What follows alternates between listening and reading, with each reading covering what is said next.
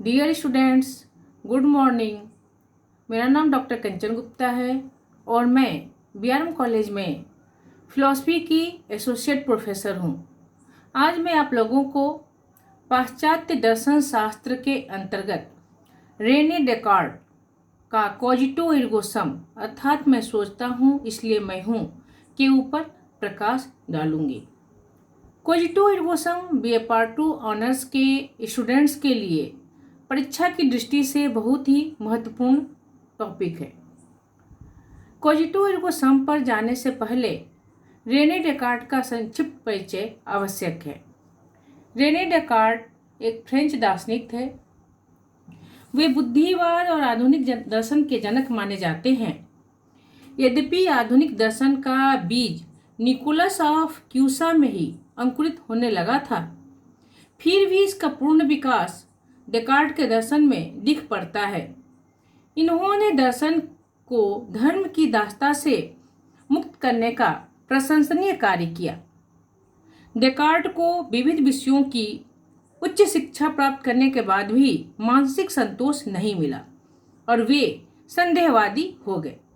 उन्होंने अपने पूर्ववर्ती दार्शनिकों के सिद्धांतों में निश्चयात्मकता, अनिवार्यता, असंदिग्धता, सार्वभौमता एवं प्रामाणिकता का पूर्ण अभाव पाया। फिर उन्होंने एक ऐसे दर्शन की रचना की जिसमें गणित की निश्चयात्मकता, अनिवार्यता, असंदिग्धता, सार्वभौमता एवं भौतिक विज्ञान की प्रामाणिकता दोनों पाई जाती हों। वे गणित के क्षेत्र में निर्देशांक ज्यामिति, कोऑर्डिनेट ज्योमेट्री के जनक माने जाते हैं, जिसमें ज्यामितिक समस्याओं के समाधान के लिए अलजेब्रा के सिद्धांतों का प्रयोग किया जाता है। ग्रीक युग में प्लेटो ने कहा था कि दर्शन की उत्पत्ति आश्चर्य से होती है। मध्य युग के शास्त्रीय विचारकों का मत था कि दर्शन की उत्पत्ति विश्वास से होती है, लेकिन डेकार्ट ने कहा कि दर्शन की उत्पत्ति संदेह से होती है। डेकार्ट ने अपने संश्लेषणात्मक प्रणाली के द्वारा आत्मा के अस्तित्व को सिद्ध किया। इस प्रणाली के द्वारा हम असंदिग्ध, निश्चयात्मक और सार्वभौम ज्ञान की प्राप्ति कर सकते हैं। किंतु इस तरह के ज्ञान की प्राप्ति के लिए आवश्यक है कि जगत में जो भी अनिश्चयात्मक या संदिग्ध ज्ञान है उसका निराकरण किया जाए। इस निराकरण की प्रक्रिया को संपादित करने के लिए डेकार्ट ने संदेह पद्धति का सहारा लिया। किसी भी दार्शनिक के लिए यह आवश्यक है कि वह किसी सिद्धांत पर पहुंचने के पूर्व हर प्रकार की पूर्व मान्यताओं व पूर्ण धारणाओं से मुक्त होकर विचार करे। डेकार्ट भी अपने संदेह पद्धति से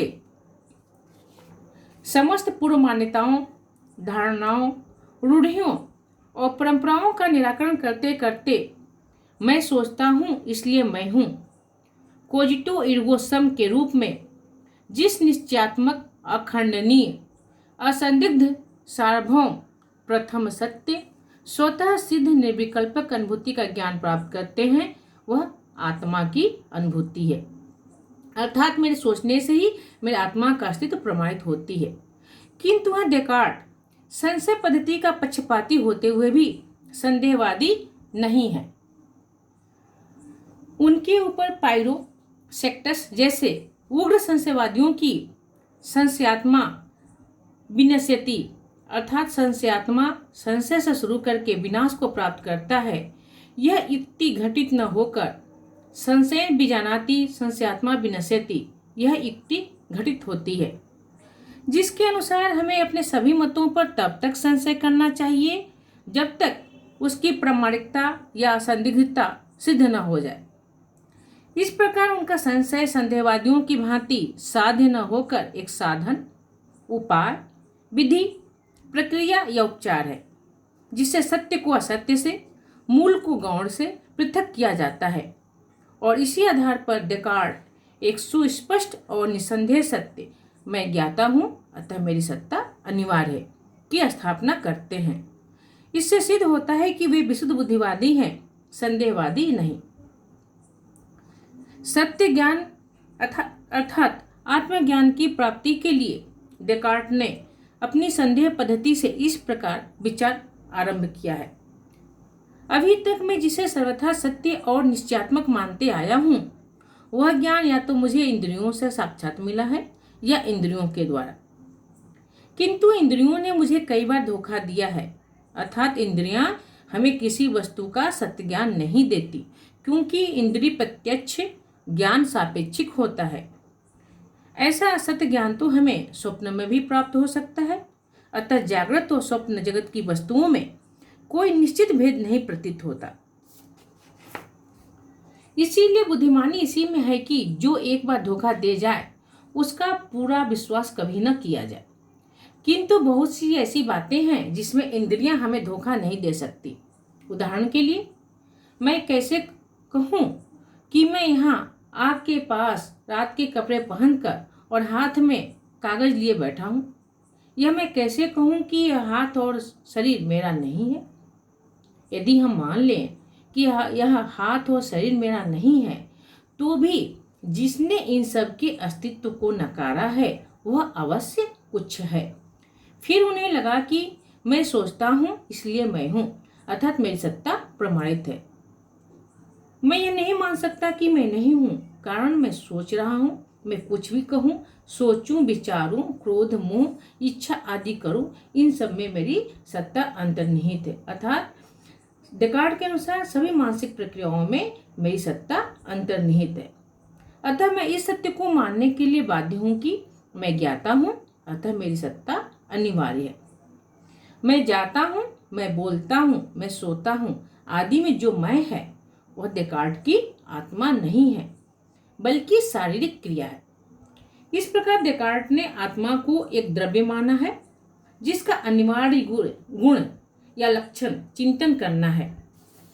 डेकार्ट का कहना है कि यदि हम यह मान भी लें कि विश्व की सभी वस्तुओं यथा पृथ्वी, सूर्य, तारे, बाह्य पदार्थ, मेरे शरीर को किसी शक्तिशाली ईश्वर या दानवों ने भ्रम रूप में उपस्थित किया है, तो भी आत्मा का अस्तित्व तो रहेगा ही, क्योंकि भ्रमित होने के लिए भी आत्मा की आवश्यकता होती है। भ्रम एक प्रकार का विषय है। उसकी सार्थकता की सिद्धि के लिए विषयी अर्थात आत्मा या ज्ञाता का अस्तित्व अनिवार्य है। इसीलिए डेकार्ट ने कहा कि हम संसार के सभी चीजों पर संदेह कर सकते हैं, लेकिन संशयकर्ता के अस्तित्व पर संदेह नहीं कर सकते। उपनिषदों में भी कहा गया है कि दृष्टा की दृष्टि का विलोप नहीं किया जा सकता, क्योंकि जो निराकर्ता है वही उसका स्वरूप है। नहीं दृष्टु दृष्टे विप्रलोपो विद्यते, यव एव ही निराकर्ता तदेव तस्य स्वरूपम। इस प्रकार डेकार्ट मैं सोचता हूँ इसलिए मैं हूँ अर्थात ज्ञाता होने के कारण आत्मा की सत्ता सर्वप्रथम स्वतः सिद्ध, असंदिग्ध, निश्चयात्मक, स्वप्रकाशक का प्रतिपादन करते हैं। ज्ञान आत्मा का गुण है।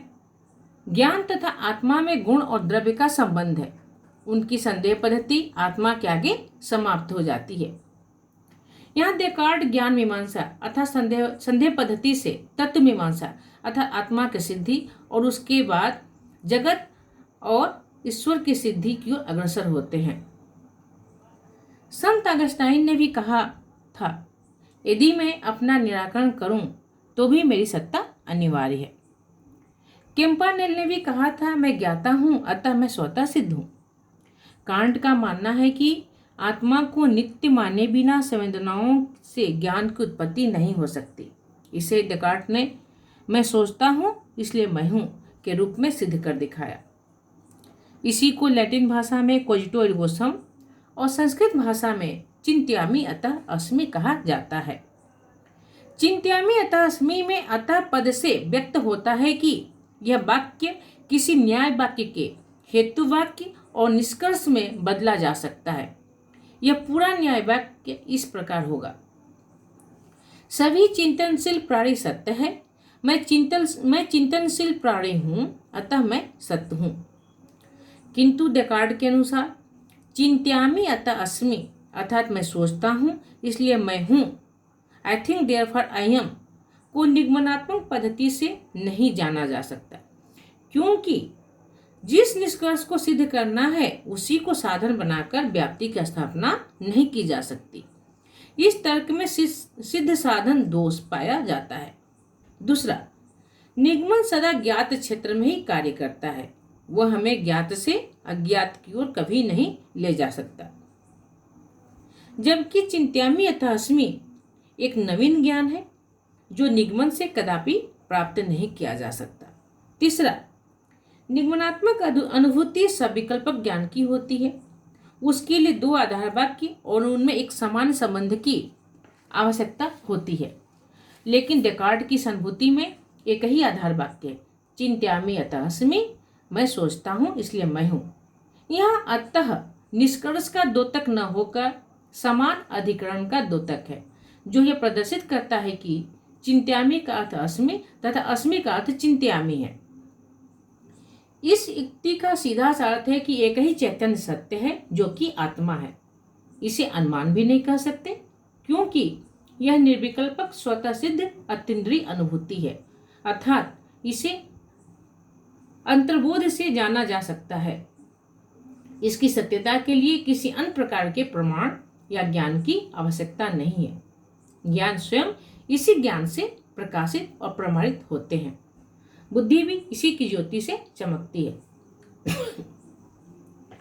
तार्किक प्रत्यक्षवादी डेकार्ट के सूत्र को एक आगमनात्मक तर्क के रूप में ग्रहण करते हैं, जिनके अनुसार हम अपने विभिन्न क्षणिक चैतन्यों को संकलित कर एक आत्मा का निर्माण कर लेते हैं। पर डेकार्ट का अस्तित्व सूत्र कोई आगमन नहीं है, क्योंकि आगमन के द्वारा किसी निश्चयात्मक निष्कर्ष की प्राप्ति नहीं की जा सकती, जबकि आत्मा के अस्तित्व का ज्ञान एक निश्चयात्मक ज्ञान है जिसका निषेध असंभव है।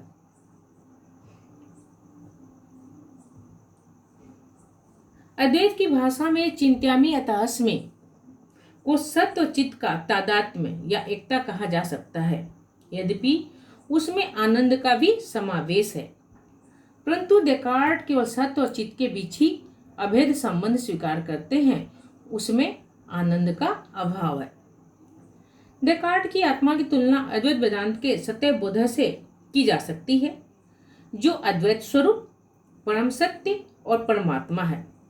समस्त विश्व उसी की सत्ता का आभास है, किंतु डेकार्ट इन तत्वों तक नहीं पहुंच सके। वे इसी भ्रम में रहे कि ज्ञान, दर्शन और आनंद से परिमित चैतन्य और अंतःकरण से परिच्छिन्न जीव ही विशुद्ध आत्मा है। यहाँ आत्मा के चैतन्य से उनका तात्पर्य केवल बौद्धिक चैतन्य से नहीं, बल्कि ज्ञान, संवेग, संवेदन एवं इच्छा इत्यादि अनुमानसिक मानसिक क्रियाओं से भी है। ये सभी चैतन्य के पर्याय हैं। इस प्रकार वे आत्मा को एक नहीं अनेक मानते रहे। यदि आत्मा का गुण केवल चैतन्य है, इसमें विस्तार का अभाव है, तो एक चैतन्य को दूसरे चैतन्य से किस प्रकार भिन्न समझा जा सकता है। आत्मा की अनेकता आत्मा को मात्र जीवात्मा सिद्ध करती है, विशुद्ध आत्मा नहीं। मन और शरीर को मानने के कारण वे कट्टर द्वैतवादी हैं। यही उनके दर्शन का सबसे बड़ा दोष है।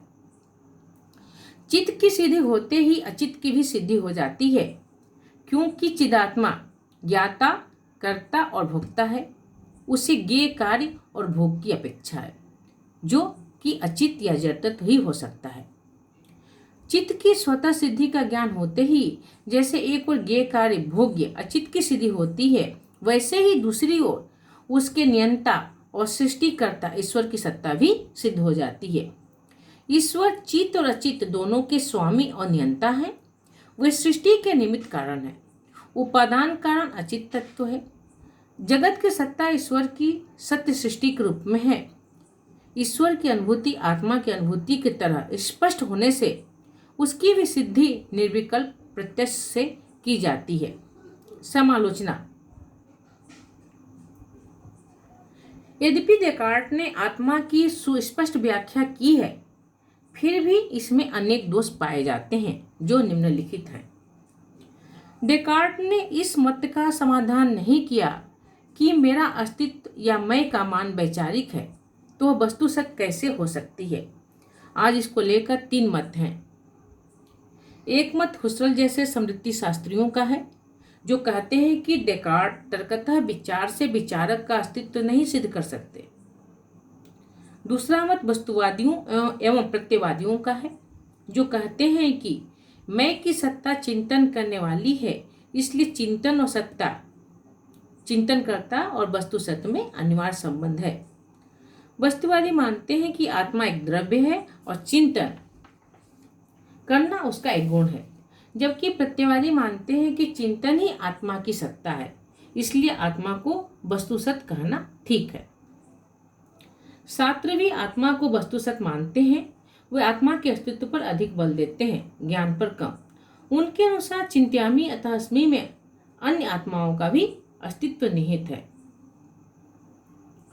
मैं सोचता हूं इसलिए मैं हूं को गैसेंडी निरर्थक मानते हैं, क्योंकि आधार वाक्य मैं सोचता हूं और निष्कर्ष मैं हूं में न कोई अंतर है और न ही नवीनता, अतः इसमें सिद्ध साधन दोष है। नेक्स्ट, कांट कहते हैं कि मैं सोचता हूं अतः मैं हूं से तर्कतः सिद्ध होता है कि मैं हूं। इससे यह सिद्ध नहीं होता है कि मेरी कोई वास्तविक सत्ता अर्थात मेटाफिजिकल एग्जिस्टेंस है और अर्थात मैं द्रव्य हूं। डेकार्ट कहते हैं कि हम अंतर्बोध के द्वारा आत्मा को जान सकते हैं। एक तो वह उसी आत्मा से संदेह के द्वारा सारी दुनिया का ज्ञान प्राप्त करते हैं, फिर उसी आत्मा को अंतर्बोध के द्वारा जानने का प्रयत्न करते हैं। इस प्रकार वे उसे ज्ञेय बना देते हैं। आत्मा एक साथ ज्ञाता और ज्ञेय कैसे हो सकता है? ज्ञाता अनंत और असीम होता है, उसे कोई नहीं जान सकता। यही कारण है कि कांट ने कहा है आत्मा ज्ञेय नहीं, वह मात्र ज्ञाता है। ह्यूम ने डेकार्ट की आत्मा का खंडन करते हुए लिखा है, मैं जब कभी भी अपने अंदर प्रवेश करता हूँ तो उष्णता या शीत, प्रकाश या छाया, सुख या दुख आदि प्रत्यक्ष विचारों से टकराकर वापस लौट आता हूँ। प्रत्यक्ष के इन विचारों के अतिरिक्त आत्मा नाम की कोई वस्तु मुझे नहीं मिलती, अर्थात आत्मा नित्य एवं शाश्वत नहीं है। डेकार्ट मानते हैं कि द्रव्य वह है जो अपनी सत्ता के लिए किसी पर आश्रित न हो, जबकि उन्हीं का आत्मद्रव्य अपनी सत्ता के लिए ईश्वर पर आश्रित है। डेकार्ट आत्म तत्व को अभौतिक और जड़ तत्व को भौतिक मानकर दोनों के उपयुक्त संबंध की व्याख्या नहीं कर पाते, क्योंकि दोनों एक दूसरे के विपरीत हैं। उपयुक्त दोषों के होते हुए भी पाश्चात्य विचार में डेकार्ट ने आत्म तत्व की जिस प्रकार खोज की वह एक बहुत बड़ी उपलब्धि है और इसी कारण वे पाश्चात्य दर्शन के जनक कहे जाते हैं। धन्यवाद। आज का टॉपिक समाप्त होता है। मैं नेक्स्ट दूसरा टॉपिक लेकर आपके समक्ष उपस्थित होंगी।